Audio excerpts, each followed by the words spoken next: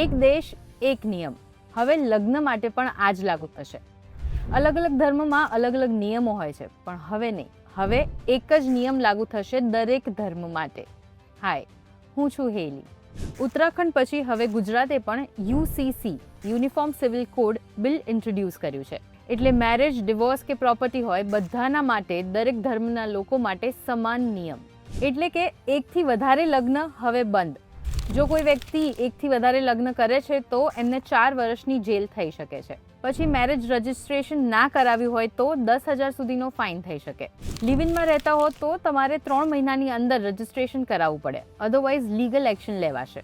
Court વગર divorce પણ valid નહીં ગણાય. જો તમે ડિવોર્સ લીગલ પેપર્સ વગર લઈ લીધો છે તો એ માન્ય નહીં ગણાય.